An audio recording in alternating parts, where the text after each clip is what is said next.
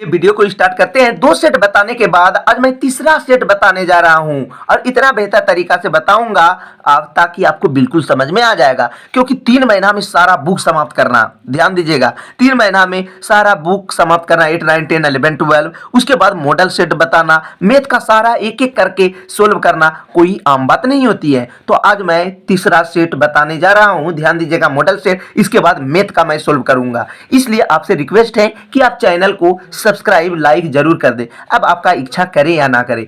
तो ध्यान दीजिए, पहला क्वेश्चन है, यदि अपतन कोण 60 डिग्री का है तो परावर्तन कोण भी 60 डिग्री का होगा। क्यों? क्योंकि अपतन कोण परावर्तन कोण के हमेशा बराबर होती है। मुख्य अक्ष के समांतर आने वाले किरणें दर्पण से परावर्तन के बाद जिस बिंदु पर होती है उस बिंदु को क्या कहते हैं? फोकस। यदि वक्रता त्रिज्या, ध्यान दीजिएगा, वही क्वेश्चन है, यदि वक्रता त्रिज्या 54 है तो फोकस दूरी आधी हो जाएगी। यानी फोकस क्या हो जाती है? आधी हो जाती है। अगर फोकस दूरी 54 रहेगा तो वक्रता त्रिज्या क्या हो जाएगा? इसको दोगुना कर देना है। और त्रिज्या रहेगा, फोकस दूरी रहेगा तो इसको 54 को आधा कर देना है। अवतल दर्पण के सामने किसी वस्तु को कहां रखा गया जिसके उसके समान आकर उल्टा प्रतिबिंब बनेगा? तो हो जाएगा वक्रता केंद्र पर। मैथ का जितना भी सिलेबस था सारा बता दिए हैं, साइंस का भी बता दिए हैं। अब मॉडल सेट एक एक करके बताते हैं। साइंस 1 से 2 दिनों में समाप्त होने के बाद मैथ को एक एक करके सारा मॉडल सेट मैं सोल्व करके भी बता दूंगा। अवतल दर्पण का उपयोग किस वस्तु के द्वारा किया जाता है? गाड़ी के हेडलाइट में प्रकाश की किरणें एक माध्यम से दूसरे माध्यम में जाने से मुख्य पथ से विचलित हो जाना कौन सा घटना है? प्रकाश अपवर्तन। तो थोड़ा साइंस है, आप बिल्कुल समझ जाइएगा, मैथ नहीं है कि मैं स्लो बताऊंगा, ठीक है? नहीं तो वीडियो काफी बड़ा हो जाएगी और आप लोगों को क्या होगा, यानी सिलेबस भी समाप्त नहीं होगा। क्योंकि सारा सब्जेक्ट समाप्त करना कोई आसान बात नहीं है, ठीक है? ध्यान दीजिएगा। तो 7वां क्वेश्चन है, किस पदार्थ में प्रकाश की चाल सबसे अधिक होती है? तो वायु में। उत्तल लेंस के सामने किस स्थान पर वस्तु को रखने पर उसे सीधा आवर्धित प्रतिबिंब बनाता है? तो प्रकाशिक केंद्र और फोकस के बीच। लेंस की क्षमता का एसआई मात्रक क्या है? डायोप्टर। 10 सेंटीमीटर ऊंची वस्तु लेंस के सामने रखी गई, यानी जिससे उसका 3 गुना बड़ा प्रतिबिंब बना, उस लेंस द्वारा आवर्धित प्रतिबिंब क्या होगा? तो 10 तिया क्या हो जाएगा? इसको यानी कि क्या करना है, यानी कि जो दर्पण का सूत्र है, ठीक है, उससे जो सूत्र होता है दर्पण का, उसी में माइनस करने से लेंस का सूत्र हो जाता है। तो लेंस के सूत्र से आप इसे बनाना ही पड़ेगा। तो फिलहाल के लिए इसको बनाने पर 3 आंसर तो आया ही। अगर आपको कोई प्रॉब्लम है तो आप हमें कमेंट कीजिएगा, मैं इसको सोल्व करके बता दूंगा। क्योंकि कोई सब्जेक्टिव नहीं है, ठीक है? नहीं तो वीडियो काफी बड़ा हो जाएगी। कमेंट कीजिएगा, मैं उसका नंबर लूंगा और उसे स्पेशल तरीका से मैं बता दूंगा। उसके बाद है, ध्यान दीजिए, नेत्र के किस भाग में प्रतिबिंब का निर्माण होता है? तो दृष्टि पटल में। निकट दृष्टि दोष को किस लेंस से दूर किया जाता है? अवतल लेंस से। समान नेत्र का दूर बिंदु क्या है? अनंत।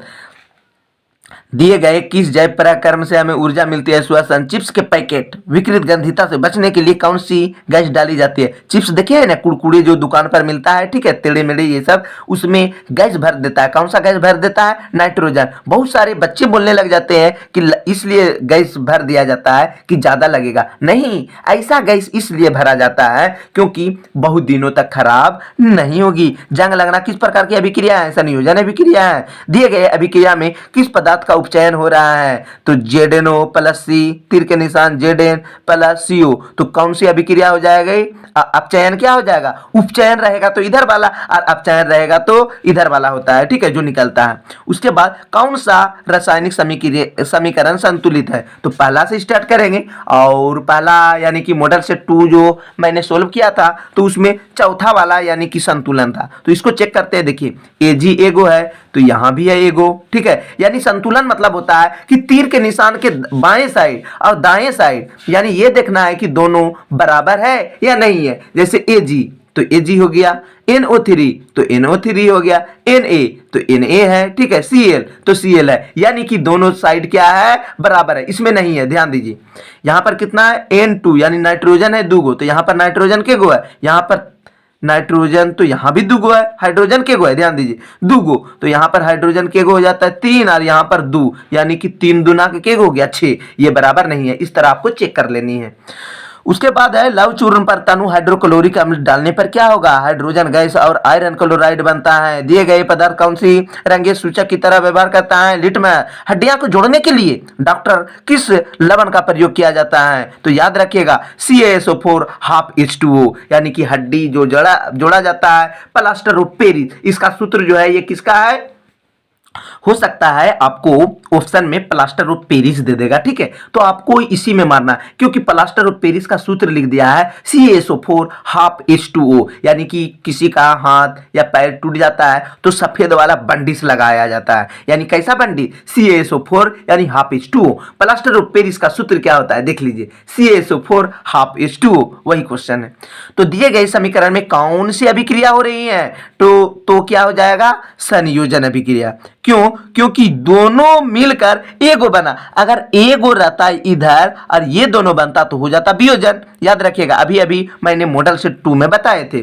खट्टे फल में कौन सा अम्ल पाया जाता है? सिट्रिक, यानी जितने भी खट्टे फल होता है तो उसमें सिट्रिक अम्ल पाया जाता है, सारा में नहीं, लगभग 99% में पाया जाता है। मैं आपको परीक्षा से पहले सारा सब्जेक्ट मॉडल सेट भी समाप्त कर दूंगा, क्योंकि बुक तो समाप्त किए ही, गणित, साइंस, विज्ञान, सारा विषय का, ठीक है, जो भी है, मैथ का, सोशल साइंस का सारा। इसके बाद आपको मॉडल सेट भी बता देंगे, आपको टेंशन नहीं लेना है। इसीलिए तो बोल रहे हैं चैनल को आप सब्सक्राइब करने ना भूलें, नहीं तो ये चैनल आपके हाथ से निकल सकते हैं और आप परेशानी में पड़ सकते हैं।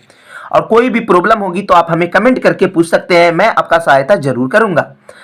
कोई विलयन अंडे के पीसे हुए कवच से अभिक्रिया करके गैस उत्पन्न करता है जो चूने के पानी को दूधिया कर देते हैं। इस विलयन में क्या होगा? हाइड्रोक्लोरिक अम्ल या HCl। हाइड्रोक्लोरिक अम्ल क्यों बोले? क्योंकि HCl का जो है हाइड्रोक्लोरिक अम्ल का सूत्र है ये। कोई विलयन नीले लिटमस को लाल कर देता है तो pH क्या होगा? 2 होगा कि क्या होगा? यानी ये कोई जरूरी नहीं 2 होगा, 3 भी होगा, 1 2 3 4 5 6 तक होगा, ठीक है। क्या बोले कि 7 से कम वाला अम्ल होता है और 7 से अधिक वाला क्या होता है? क्षारक होता है। अमीबा अपने किस अंग में भोजन का पाचन करता है? तो खाद्य रिक्तिका में। पाचन प्रक्रिया में अमाशय में कौन सा प्रोटीन पाचन होता है? तो पेप्सिन। किस जीव में प्राणी समभोजी पोषण होता है? तो अमीबा। मानव हृदय में कितने कोष्ठ होते हैं? 4। कौन भोजन के माध्यम से क्षारीय करता है? तो पित्त। उत्सर्जन तंत्र की क्रियात्मक इकाई क्या है? वृक्काणु। कौन कार्य वाष्पोत्सर्जन के द्वारा नहीं होता है? कौन सा काम नहीं होता? या भोजन का संवहन करता है? कौन सी एक लिंगी पौधा है? पपीता जो है एक लिंग वाला पौधा है, इसमें किसी भी तरह का द्विलिंगी यानी कि द्विलिंगी का कार्य नहीं होता है। दिया गया चित्र आपको दिखाई नहीं देता है, ध्यान से देखिए, ठीक है। यहाँ पर एक चित्र बना हुआ है। दिया गया चित्र किस प्रकार के जनन को दर्शाता है? देखिए यहाँ पर, यहाँ से यहाँ बना हुआ है, ठीक है, आपको दिखाई नहीं देता होगा, ध्यान से देखिएगा तरीका से। इस तरह से फूल बना हुआ है ना, यहाँ भी है, स्पर्शक है, मुकुल है, तो याद रखिएगा मुकुल रहेगा, लगा देना है मुकुला, क्योंकि ये पौधा वाला है, मुकुलन का है, इसलिए इसका आंसर होगा मुकुलन। एक ट्रिक बताए हैं कि मुकुल रहेगा तो लिख देना है मुकुलन, ठीक है, ध्यान दीजिएगा। अगला इसके बाद है, ध्यान दीजिएगा, लड़कों में यौवना अवस्था में लक्षणों का नियंत्रण कौन हार्मोन करता है? तो टेस्टोस्टेरोन।